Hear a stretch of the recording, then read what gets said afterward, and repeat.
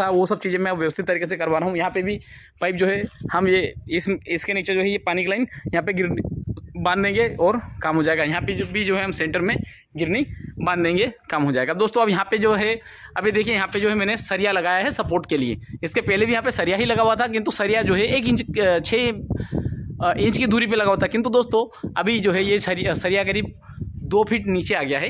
ये देखिए यहाँ पे सपोर्ट देने के लिए सरिया इसलिए लगाया है ताकि ये पाइप जो है, चूँकि ये 10 किलो वजन में ही है और 10 किलो वजन और 30 फीट लंबा जो फार्म है, तो उसके कारण जो है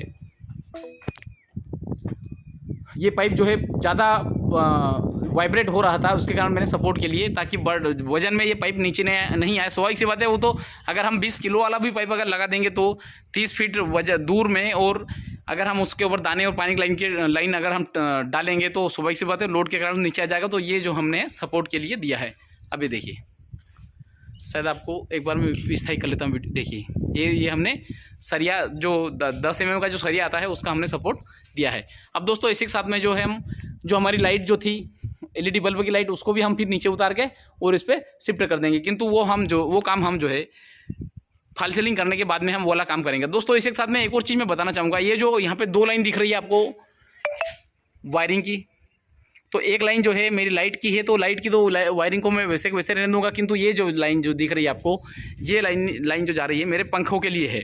अब दोस्तों इसके साथ में एक मतलब कंडीशन हो सकती है, और वो कंडीशन ये है कि मान लीजिए कि इसके अंदर अगर इलेक्ट्रिकल फॉल्ट हुआ या आपस में शॉर्ट सर्किट हुआ, तो दोस्तों अब आपके मेरा जो कंट्रोल पैनल वहाँ पे है और मेरा जनरेटर भी दाने के मतलब वो वहाँ एंड पे है, 300 फीट दूर है। अब मान लीजिए दोस्तों इलेक्ट्रिकल शॉर्ट सर्किट यहाँ पे हुआ या फिर इस लाइन में हुआ, इस लाइन में कहीं पे भी इलेक्ट्रिकल शॉर्ट सर्किट हुआ, आपके पास में पूरा ऑटोमेटिक जनरेटर भी है, कंट्रोल पैनल भी है, पूरा सब कंप्लीट है। किंतु दोस्तों अगर पाइपलाइन के अंदर अगर कोई इलेक्ट्रिकल फॉल्ट हुआ और आपस में अगर शॉर्ट सर्किट अगर हो गए, तो उस कंडीशन में आपके पंखे नहीं चलेंगे। ये सवाल किसी के मन में नहीं आया, किंतु ये जो है मेरे माइंड में ज़रूर आया। ये मैं सब आपको बताते बताते ही मेरे माइंड में सवाल आते हैं कि यार ऐसा अगर हो गया तो जो है अब सब जो चीज़ें किससे जुड़ी हुई है, हमारे कूलिंग पैड और एग्जॉस्ट फैन।